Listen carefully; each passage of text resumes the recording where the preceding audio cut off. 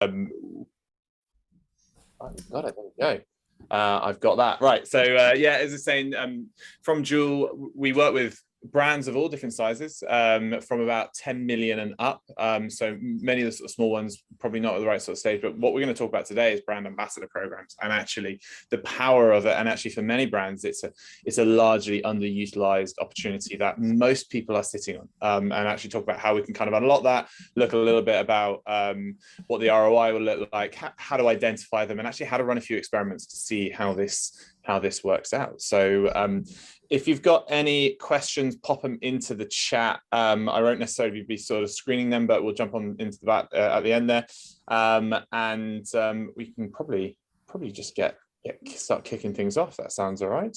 I'll share my screen. Are you able to see my screen? Yeah, great. Mm-hmm. All righty. So this is it. You'll note that there's a very key terminology there in terms of actually talking about community there, which will kind of come back again and again and again. So my background, I used to be a brand ambassador for about 30 or so different brands, particularly in the outdoor space. But actually what I actually do is I make software. I have done since I was a kid, and been doing that. We used to make games and viral games, and actually Jewel was spun out from a gaming studio that we ran with my co-founder, and the reason we set it up was basically it was around 2016, and we realized that so much of a brand's budget was being spent on Facebook ads at the time. You know, influencers hadn't quite cut through at the time, and most of but we knew that deep down the reason why people actually bought products was because of the advocacy from other people that were telling other people about it. And actually the vision was, if we could make investing in using your customers to grow your brand as predictable and as measurable as buying a Facebook ad, we'd be able to take a chunk out of Zuckerberg's reign. And at the time, I think Trump had just been elected, Brexit had just happened. It felt like quite a noble deed for us to start, and so that's how we started this off there. So it's been a long journey though, because actually there isn't really a playbook for brand advocacy, and that is actually the outcome of brand building as a whole. You're building a brand. The whole game is you've got to bring someone from a customer much closer to the brand to turn them into a fan. And then once they're a fan, you then need to turn them into an advocate. And then once they start advocating for you, it's about closing that loop and getting them to do it again and again and again. And that actually is a whole gamut of different things to do. And kind of working with influencers is a part of it, but actually it's a part of a wider picture there. So we work with particularly purpose-led brands, most of them D2C, and most of them a little bit larger, sort of mid-market to enterprise, and we make a platform that they use to power brand advocacy. And might show you a few examples of that in line as we go forward on it. The kind of brands we work with there, you'll probably recognize them. This is relative. We've built programs from everyone from Tough Mudder, Monica Vinader. We're just launching something with Charlotte Tilbury, Bleach, and lots more exciting conversations in the pipeline with much larger brands that you would know. The technology itself only actually came out in 2020 as a platform, so it's all relatively new. But we've actually worked and consulted for hundreds of brands now. So a lot of this piece there is been in the making for a while. So to give you a little bit of context, I'm happy to sort of send some of these slides later, because I'll breeze through them quite quickly.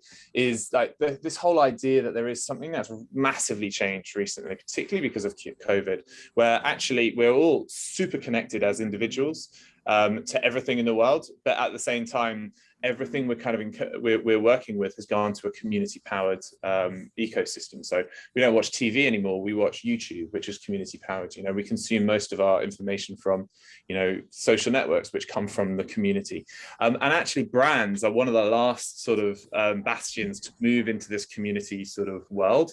The old way was very much, kind of shareholder return money. It's sort of centralized. It's all about buying ads, using retailers to actually sell your product, and never actually having a relationship with the customer. And then just like really short-term sort of hacks to get there. And yes, that is Philip Green made to look like a penis, in case anyone was wondering. but like we're now living in a new way where it's a bit more sort of people focused, and it's about people is just as valuable as planet as it is to profit. Things are decentralized. It's about passion. It's about individuals. We're looking about communities, direct to consumers. Every brand now has an ability to have a relationship with a customer, which they never had previously. And actually, if you work in a long-term perspective around building a brand, it's something that gets this exponential growth from it. So really, really exciting time. And so this is happening at the overlap at a time when actually every single one of us is a creator, that we influence a certain sphere of our own. Gordon's just told us the various spheres that he influences. We all have our own different areas. We all probably connected to thousands of people on LinkedIn or on Facebook or on Instagram. And generally, if you're a brand, you can actually look at who these people are. We are all creating content. Even my mum creates content and sends it on a WhatsApp group. Not that we necessarily want to see it, but we've got all this stuff going on there. Everyone from the kind of typical customer who's got maybe 1,000 followers to your more conventional sort of social creator, micro influencer with thousands of subscribers and followers, but also the in-store employee can be massively influential to a brand, and just as much as the industry expert. They might have a big reach, but they also may have no reach at all, and they work with 200 customers. But those 200 customers will buy everything that their hairdresser says you should use this product, or their makeup artist says. And so working with those, building a strategy how to work with those individuals is crucial to actually at the moment.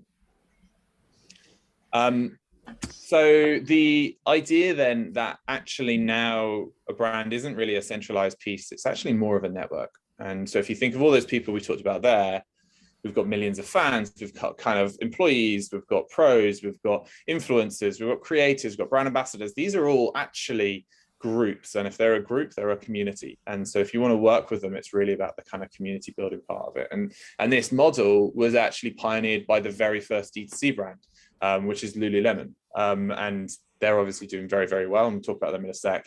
But the reason why this works so much better than that kind of conventional buy an ad, someone does something, is it's exponential. You get one person to recommend one person, they will recommend their friend, they will buy more themselves, their friends will buy more themselves.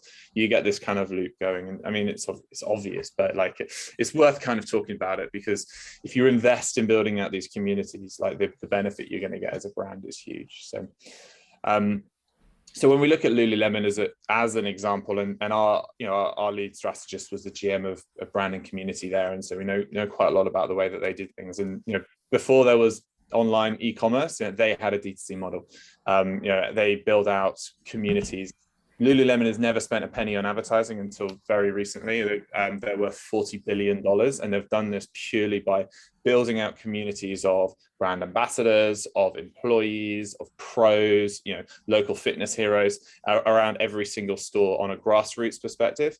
And it's actually that model that every single one of us here is able to replicate, but online. And the difference between it being grassroots and online is we are instantly connected to millions of people around the world in seconds through, WhatsApp and iMessage and every single kind of communication method you've got there. So the way that brands have been built previously is radically changed in the past 5 years. And actually, influencers, paying people to be an influencer was the first bit. It was just the easy bit of trying to get a human to advocate. The next bit is actually, how do you scale that? And that's really what we're talking about today. So going a bit more tactical now, I will pause there very quickly. Does anyone have any burning questions they want to ask? Okay, cool. So that's always good. Now we can talk about the tactics. Actually, how do you go about building one of these programs, and actually how does that work? Now, it's all about the passion, right? We are not paying people to pretend to like your brand. That kind of conventional model of using a search engine, finding a group of people that might look like my brand. Let's say I'm a beauty brand. I can find influencers who've got a following of X to Y that who like beauty, and their followers like them for it. It's like, hey, I can do you want to post about my brand? I'll pay you. And then they do it. But those people are inherently, they're inauthentic. Their audience knows they're inauthentic. So you are getting reach, which means it is valuable. It's an integral part of the marketing mix. But actually, if you can get really authentic people to talk about it, it's always going to be better.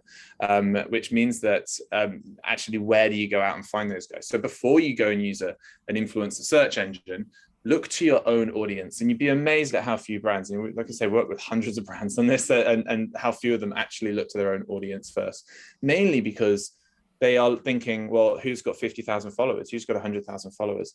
But actually, if you've got someone who's got 5,000 followers, they can be incredibly influential. In fact, more so if they are genuinely a fan of your brand. And so think about it, look at your CRM. You've got your VIPs, you've got your most loyal, your fans. Give them the opportunity to get involved. You've got your social channels, all of those followers that sort of sit on there. But also you've got your partnerships team. You've got these influencers, as well as your own team. Actually, a brand ambassador, your employees, your store team, your HQ team, they should be your biggest ambassadors. They should be living and working and breathing your products. And many brands get that bit pretty easily, but it's worth kind of putting in there. But each one of these are a sub community that you can tap into. Then it's a question of building a strategy that works to actually really activate them, to elevate them so that they feel recognized by the brand and feel compelled to then advocate for what you do and tell everyone they know about how wonderful your brand is. I thought we've stopped moving. 1 second. There we are. So if you think about it, a brand ambassador, they are made up of your customer base, right? So the most socially active tier of fans that love your brand, your values, and your community, right? So, think about those who will post. And we've done some experiments in this. We work with large communities of customers, and fewer than 10% of your customers will actually post about a brand in public, right? They are not the kind of person that will hashtag a brand, as much as we would love them to as marketers, right? I have never done that. And most of the people on this call has never done that either. They're a particular kind of person. They are often a wannabe influencer or an influencer on this kind of journey. They are not necessarily, they just have a different mentality about the way that they use social, but they're very, very valuable. So what you need to do to highlight that kind of cohort is to give them the opportunity to opt in, to raise their hand and say, I would like to represent your brand and I'd like to be rewarded in return for it. And so this is about creating a sign-up sheet, announcing a program, getting them to say, why don't you apply? Because the other thing is these guys do it mainly because of their ego. And so you need to tap into this ego before you think about any rewards, or definitely not money. We're talking about products first. But first of all, above all else, think of how do I get their ego involved? So it needs to feel exclusive. It needs to feel like I'm being recognized by the brand and I'm opting in that sort of way there. So really think about it in that kind of context there. So first of all, start with the baseline that you have to look to your customers first. And I mean fans generally, someone can be following you on social. They may not have bought your products yet, but they are genuinely a fan of what you do. Tesla's the best example of that. Most of the fans that you'll ever meet of Tesla have never even been in a Tesla, let alone own one. Yet, but they really believe in what they mean for it, and they advocate hugely for it. Again, another business that has never spent any money on marketing, but just gets this new world that we live in of growing through advocacy. So that's the first bit of actually where you want to look. The next bit is really curating it. Make sure that these guys are right for your brand. And the way you do this is to create some hurdles. If you're going to launch a brand ambassador program, I say apply to be a part of it, then make it hard. Like say, tell me what, ask them a hard question that they should be able to answer. If they love your brand, this will be easy. So top right, describe your dream après ski, right? This is for a ski brand we work with.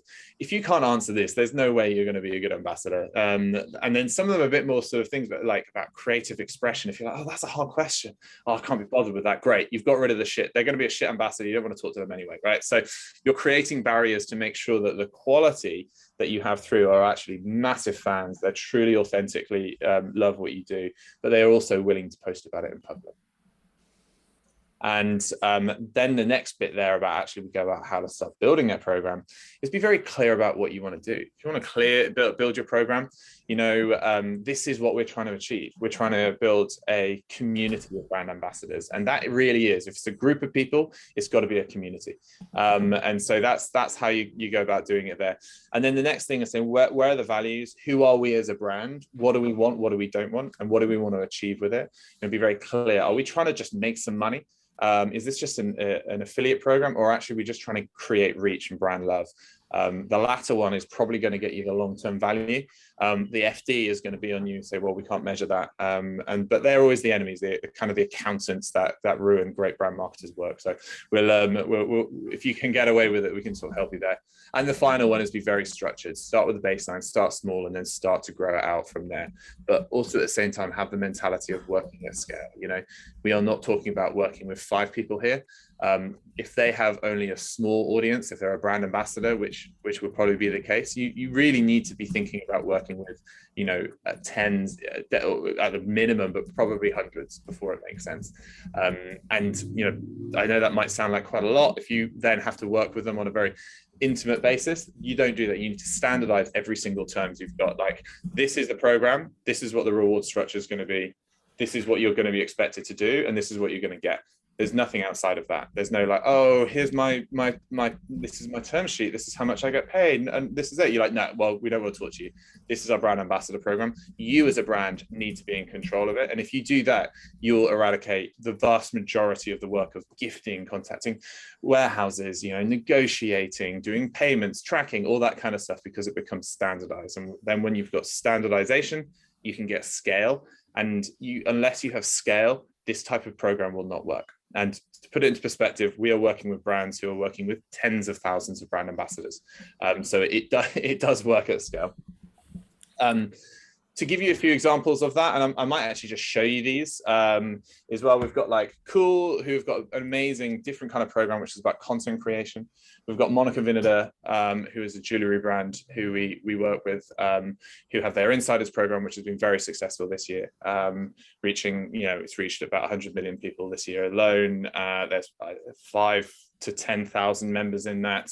It's hugely successful. We've got fishing brands who are doing it around these kind of super keen sort of semi-pro fishermen, and then also sort of Charlotte Tilbury. We've got really interesting different approach. So they're just launching their makeup stars with us, which is a 20,000 community of pros and professionals that they're tapping into, because they're hugely influential, and they need to turn them into a community, allow them to create content, collaborate, give product feedback, get discounts, so they always use their brand products. So lots of different opportunities there. So like the MV Insiders program is, this is it. It's a apply process, start earning, get rewards. You've got to have a minimum of 1,000 followers, which if you're 20, that's like your school, then you have it. So this isn't really a restriction. This is everyone basically, but it's the fact that you are willing and want to be a part of this kind of program. You apply by creating an account. By application through here is like, where are you based, who are your social channels, and everything like this. Now this what you're seeing here is the dual platform, which we effectively automate out all the tasks. So brand like Monica Vinader can work with 10,000 members of this. So that's kind of what we do. And then basically you apply, and if you're accepted onto this, you then get a contracting tier, which is automated. You like, here are the terms, you agree to it. You'll do one post and you'll get £150 worth of store credit to buy anything you want on the site, because we're not trying to push a particular product at this stage, we're trying to push the brand. And so they agree to that or not, as the case may be, and they move forward.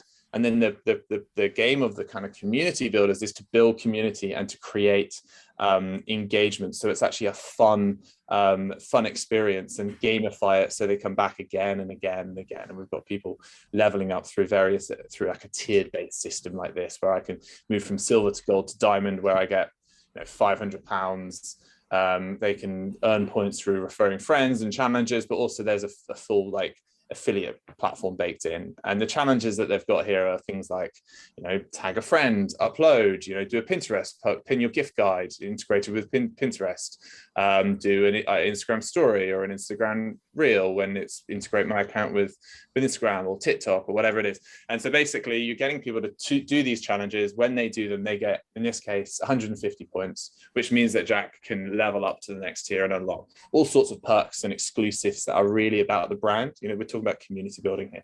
We're not just talking about paying them. If you pay someone, they expect to get paid every single time afterwards. If you gift them and that's it, and maybe you give them some payment for an affiliate at the end of it, they'll keep coming back again and again and again. Now, this is harder for lower value products, but you can figure out bundles of gifts and various different things that still get to the same result. As soon as you put a dollar sign next to it, it tends to work less.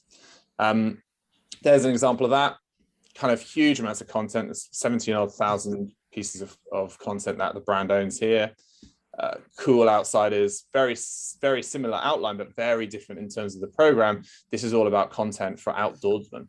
And then finally, we have things like this is Charlotte Tilbury's Magic Makeup Stars program, where they have every single makeup artist has their own shoppable page, which has all of their content, a video about Rosie here, and she can put her content that's shoppable. And if I go and buy this product now, then Rosie's going to get a cut of it. So rethinking affiliates in that type of way. So there's loads of different ways that this can go. There's a bit of a flavor there, which I hope was quite useful. But I'm going to kind of pause there to actually answer any of the questions that might have been popping up so far. So Paul, that was really good. That was really good. Well done. No worries. Thanks, Gordon.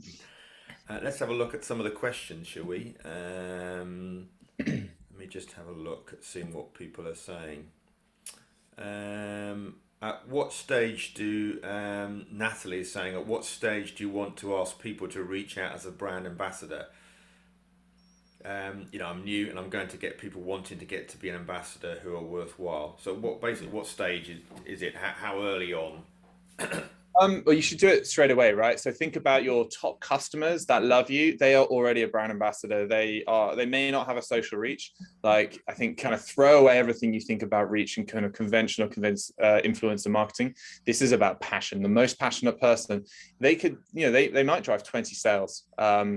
But those are 20 people who will then drive 20 people each.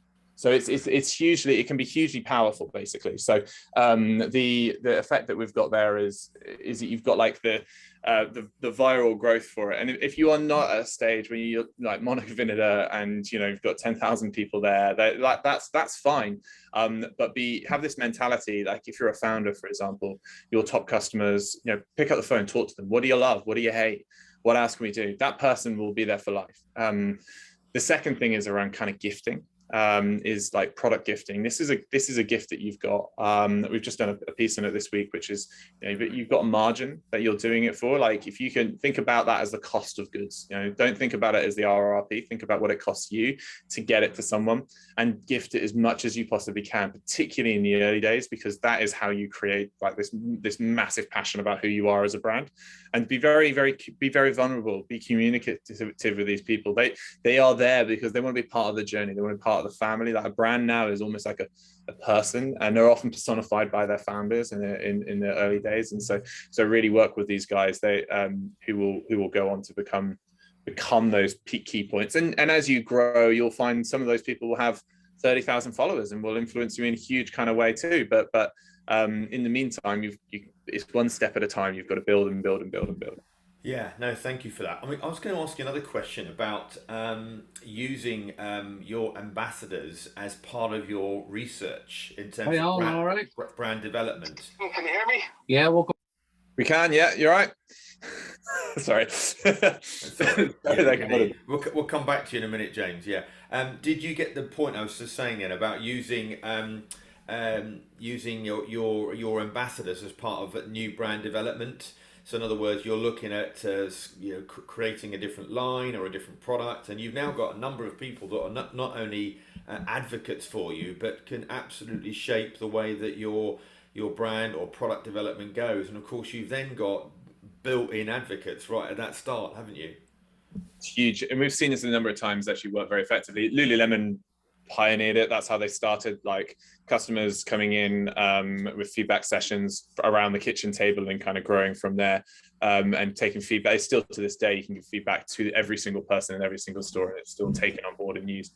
But we've seen it from first-hand experience. Monica Vinader worked with just one tier in their program. This is their customer community rather than their ambassador community, but they collaborated on a particular product. They built that product and then they only made it available to those people in that tier. So it's exclusive, it's special, it's pretty cool like that. And we've got other brands who've been like, tell us, we've got this new products coming out. Tell us what you like. Tell us the colorways. We did it with a ski brand. They did that, and the feedback people then gave was like, I like this, I can't like that, and that's great. And then that then goes in their CRM. The product comes out 5 months later. It's like, hey, by the way, we built the thing you wanted in the way you want it. Do you want it? and again, sales skyrocketed from that. So it can be super useful. I love that. Joanne is saying, on structures and systems, what are the things that you see smaller brands getting used to, needing help with, and how can an ambassador program work for a smaller brand? And also, I was going to say, just adding to that, because this can be very time consuming, and you've mentioned some great brands, and obviously you've got a fantastic platform.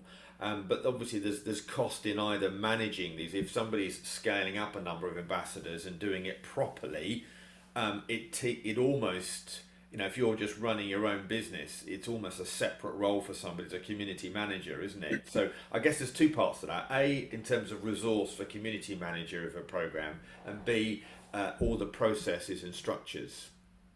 Yeah. So I think that if you are running your own business, your number one role is community manager. And it doesn't matter what your business is, that is the way it should be. And your community may be a customer community of consumers. It may be a B2B community, like everywhere. It could be a community of distributors who are the ones that they're going to do it. But that is what your role is at the end of the day.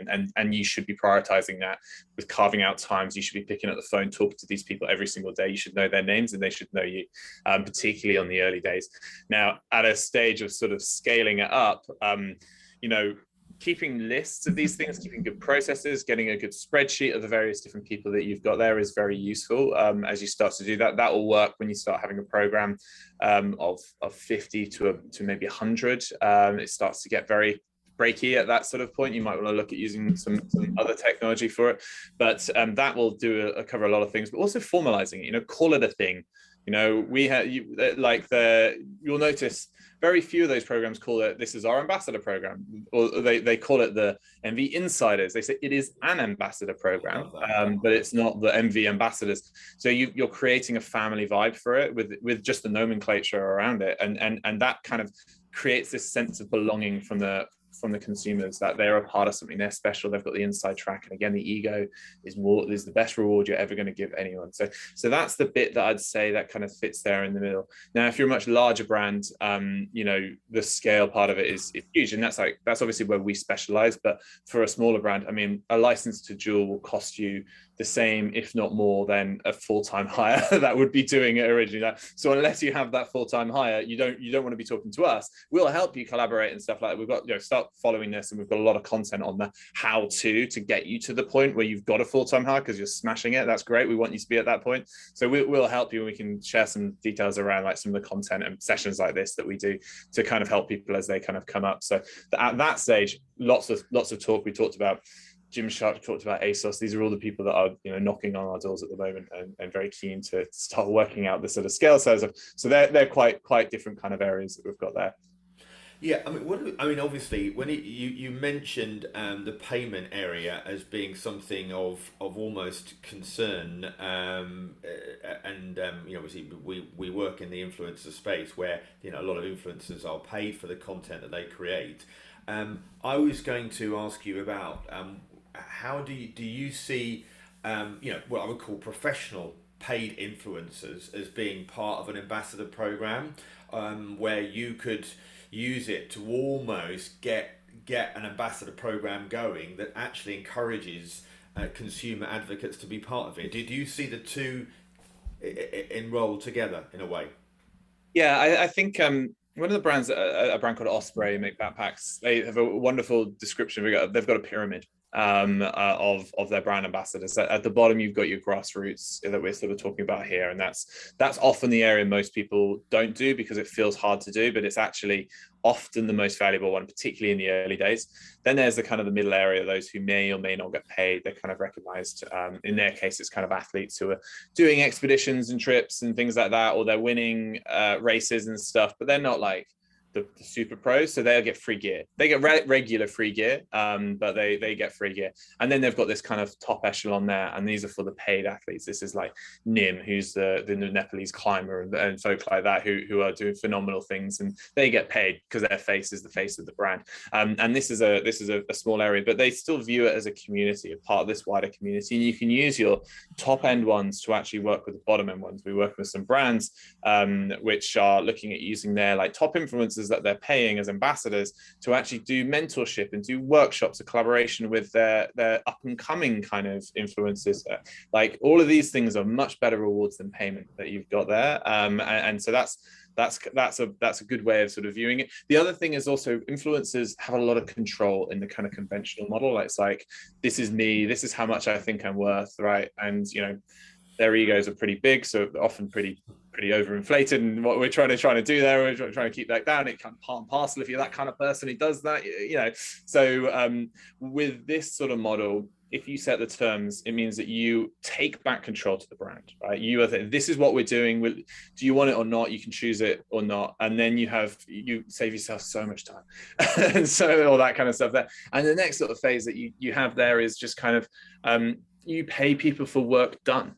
You don't pay them ahead of what they do, right? So you can gift them ahead of it. That's absolutely fine. But like, think of it as just like really bring back the kind of thing. When you post this and you do this and you get the kind of reach that you said you would, then yes, we'll pay you, but not before. Like, and so that kind of puts the control back on the brand. And then the final one is, if you are a brand that people like to be recognized with, a lot of those brands that I sort of showed you there, that just being able to say, I am an ambassador for Cool or for Rab or people like that, for in the outdoor community, that's huge. That shows that I'm recognized, I'm a pro, like I'm a sort of sponsored athlete. That and you know that'll play, and it works in the same kind of like the beauty and fashion industries as well. Yeah, no, it has. No, I love all that. John, did you want to raise a question? I've just seen you've put a comment in the chat there. Yeah, it's actually partly from last week and this week now. It's quite good. Regarding, we have a platform that provides vouchers for hospitality. So we work with both the hoteliers as a solution, and then the vouchers obviously to the consumer. We've got some great products out there with, you know, big companies, 5-star hotels, Renaissance, Marriott, Le Méridien, and so forth. But getting the vouchers from them, getting them sold is a different thing. What we're finding difficult now is getting the vouchers from the partners, and onboarding partners is really simple. But selling the vouchers to the consumer, we're finding extra difficult. And we're finding now that, or in my opinion, from our Facebook page and Instagram pages that we're using for the sales, I feel like there's too much sales going on rather than, you know, a little bit of maybe banter or, you know, what's going on internally within the company and so forth. So I'm wondering whether it's worth one of us now picking up a camera and physically going to the hotels and doing videos and posting it, doing live and so forth, and becoming almost an ambassador to our consumer customers. Yeah. So just to make sure, play that back to make sure I've got it right. You kind of have you've got your consumers that you make the money from, but you've got like a mid-tier of almost resellers, which are the person who's front of house at the hotel. And it's like, how do we get the guys at front of house to sell it to the consumer? So that's it. So we'll go to, let's say, the Shangri-La Hotel, and we'll build them a micro page on our platform, which will have all of their vouchers that can be sold to the consumer. So it's actually it's a solution for them because they can track their vouchers, they can sell their vouchers, gift their vouchers, whatever. So they've got a solution.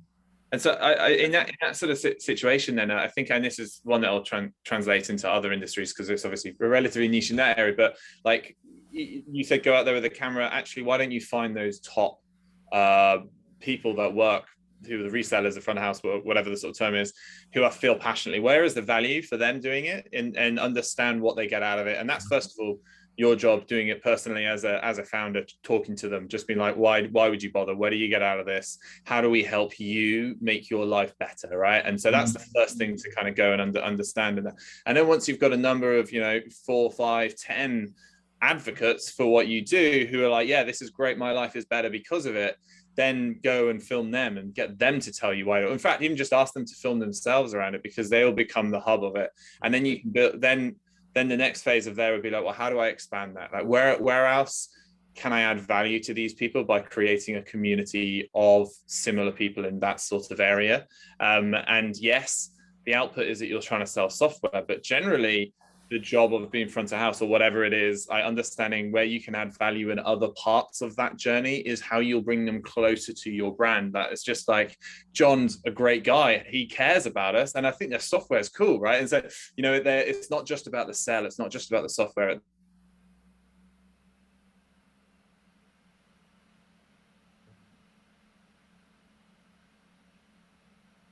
Hello, has Paul gone? Is his internet gone down?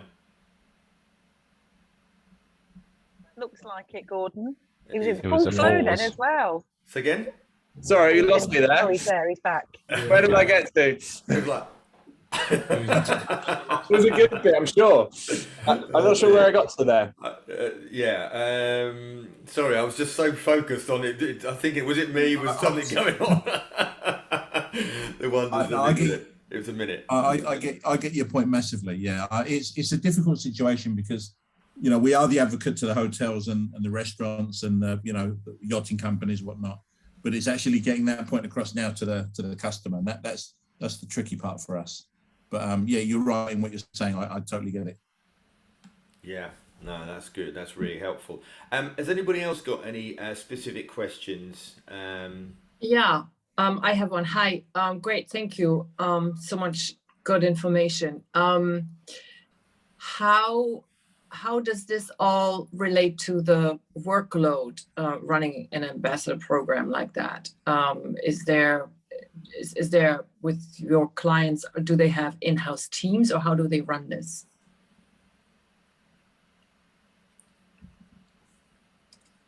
There you go. Oh, Paul, you're on mute. Scared him off. I lost that. What was that last question?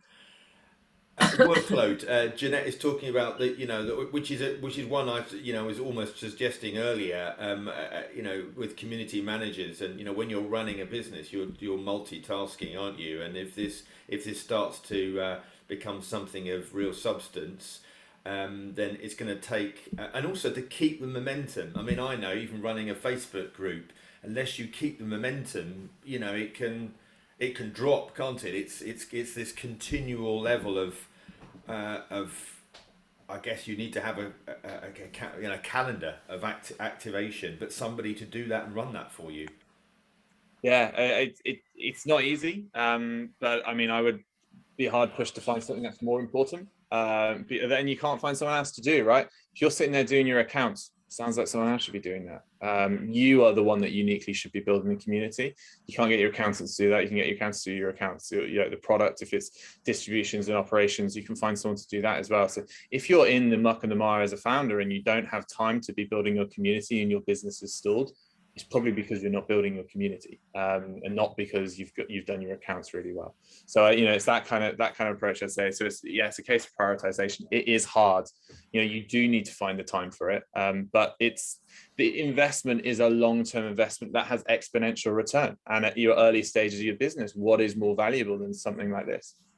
No, indeed. Thank you. Is that helpful, Jeanette?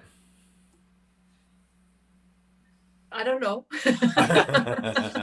Well, I think actually, if you can go more into tactical side of actually managing them, I can probably give you a few more tips on that. That's probably going to be more useful than that. if you are managing a community, so we go in with brands and we talk to people who are managing their conventional kind of influencers, and at least 50% of their time is spent doing the following kind of negotiating contracts, getting that kind of stuff there, gifting, and when the gift doesn't turn up, they've got to call the warehouse and they've got DHL and yada yada, all this kind of crap there, and then it's chasing them to make sure they've done it, and then it's chasing them to find out the analytics and the performance that they've done, and then it's reporting to their boss to say that actually I'm not just twiddling my thumbs, I've been doing lots of different things, right? That's a huge part of the job, and that's just time completely wasted. Generally, you're not actually doing any of the things that you are good at. You're not reaching out to people, you're not creating experiences for them or adding value to them in any way. You're just doing menial work. So any way that you can automate out those things are the best value ways, and so there's some easy wins there. So when it comes to gifting, don't just give them voucher codes so that they use your e-commerce, because you've built an incredible automation system to deliver products. Why are you calling the warehouse? Just go and do that there. And so that's this blows my mind that no one does this one. So that one's straight away that no one, many people do, but it's such an easy hack. So here's a code, 50 quid or whatever it is, and you can even create codes for specific SKUs if you really want to, but the less sort of control you've got. And the other one is around the when you actually have the reporting, and the other parts of it is you pay them later. So if they get paid afterwards, then they are the ones that are going to be hounding you saying, I've done it, give me the money. And if they don't do it, you don't pay them. There's no sort of skin. I guess obviously if there's been gifting that's happened on it. So it's thinking about where are those mundane tasks that you can automate. That will make your life a million times easier, because if you can get rid of that, imagine if half your time is then brought back, that you could be finding people who are just amazing for your brand, or like digging into your CRM or your followers to find those people who are passionate fans and building relationships with them, because that's where the real value is at. Very good point. I guess the other thing is when you're working with influencers for a specific campaign, you, the brand, are there's an element of control there in the messaging. When you're involved in ambassadors, i.e. consumer advocates that haven't been used to necessarily sharing that content, yes, you have bucket loads of authenticity, but those individuals could be saying all sorts of things that are are maybe wrong for the brand, or that where is there an issue where the brand thinks that doesn't look good for us, or we're not now in control of what's happened? It's a great question. I think that's where creating that club mentality, that community mentality is really important, because if you're into the community, as with all communities, there are rules, and you set the rules as the entry. So if you break those rules, you're out.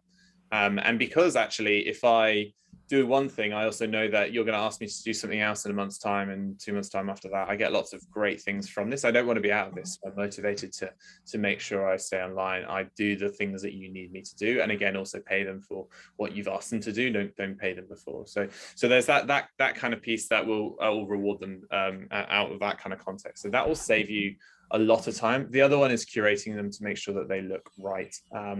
Just looking back at a couple of posts to make sure they're not like a crazy white supremacist. And we've worked with probably millions of ambassadors out there, and I can probably tell you the times that they've had issues on one hand. You'd be amazed. And we're talking about this is the 1% that are like give the 99% of value. That's your breakage point. Just like kill them, just like straight away. Anyone who breaks the rules, just kill them, because it's not worth it. And they'll start mouthing off and blah blah blah. They go in a kind of community, but no one cares at the end of the day. It's like the Daily Mail comment page. But in a way, I think that adds to the exclusivity, because I totally endorse what you're saying about people love the exclusiveness of something. Like for example, even in retail, in shops, if you sign up to a credit card or part of a retail business, you can come into an evening, can't you? A shopping experience, an evening, and all we're doing is we're just translating that sort of online.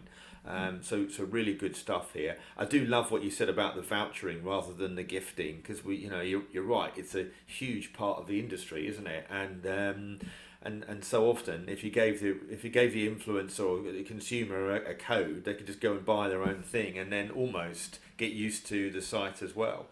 So I love that. Is Kathy still with us? There she is. Yes, yeah. Because we met, didn't we, at Confex? Or was it the meeting show? Was it the meeting show? Meeting show. Oh, the meeting show. That's right. Yeah. So you're promoting a destination, aren't you? Which is about, and I can see influencers and indeed consumers, ambassadors really working in this way very effectively. What's your thoughts about what you've heard today? I thought it was a really interesting debate, and it was good to understand it perhaps a little bit more from the retail side of it. Yeah. From our side of it, we are in the new year. We're going to be launching an ambassadors program. That's the fire alarm. I can ignore it. Sorry. My apologies, everyone.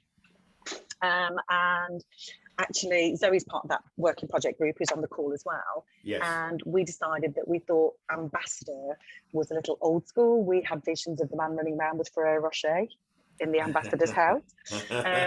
So actually we're going to be launching what we're going to be calling an influence program. Okay. Because that's what they are, they're influencing. For us, it's really looking at the vertical sectors that we want to be in bed with. So for example, our destination is quite famous for engineering. So how do we attract engineering events to want to come to the Midlands? Who are the people that we need to target that could be part of our influencers program that can help us reach and influence those decision makers to want to bring their event then to Coventry and Warwickshire. So we've got another meeting scheduled for the new year. I'd say we're probably about 2/3 of the way of mapping out what it looks like and how it feels. And I do take on board the question earlier, how long will it take to manage? Because once you start getting a group of people together and you have an expectation of what they're going to deliver for you, there has to be some work that's put into the background to make sure that those people are staying on track, that they're communicated to, Absolutely. They have all the relevant information and data to be able to communicate to people effectively. That is, I think, for us, a worry and a concern. It's a critical point, though, to be fair, and I'm glad Jeanette and Paul were talking about that. But from my own experience, and there may be other people here that run communities and Facebook groups, you've got to keep the momentum up, and you've got to almost, and what was it, something I read about even LinkedIn, it was 99 and 1. One person starts a discussion, only 9 people engage. Yeah. However, 90 people look. So there's a lot of lurkers and watchers out there, Yeah. but you also want the doers. You need to find those people that are literally going to do, but they'll only do if they feel it and they want it. There's no amounts of pushing and shoving that's going to push people over the line. I'm sure Paul will advocate for that. You've got to create the environment where they want to do something. And I think that's the second part. Sorry, of our guys, I actually have to run, so I'm gonna have to say goodbye to you. Thank you so much for your time. Thank you. Yeah, Thank you. Thank you, Paul. Have a great one. We've dropped some contacts in there if you want to get in touch. We've lots of events if you want to learn more about this kind of stuff. If you're big enough, absolutely chat about the software. That's the kind of stage there. But if you're not, hopefully we can take you to that stage where you can be big enough to afford a jewel. So that's a great place that we can be in. So I appreciate you inviting me, Gordon. And thank you. It's a pleasure. Lovely to see you. Thank you very much. And if anybody wants to find out more about Paul, you drop me an email. I'm sure Paul, Alex, can we get a copy of the presentation as well? I'm sure we can get it over to people. Just let me know and we'll get that out to people. Next influencer marketing session is on the 22nd, which is the last one for this year. And we're going to talk about Pinterest, which is an area that I know not a huge amount about, actually, to be fair. Very dominated by women is Pinterest. But we've got a Pinterest expert coming and talking to us next Wednesday. So anyway, hopefully you've enjoyed it. Hopefully you found it interesting. And thanks again for taking your time. And I wish you a very Gordon. Enjoyable day. No, it was a great session, Gordon. Thank you so much. Thank you very much. Thanks, Gordon. Thank you. Cheers. Gordon. Bye-bye. Thanks, everyone. Take care, Bye-bye. all. Bye. Bye.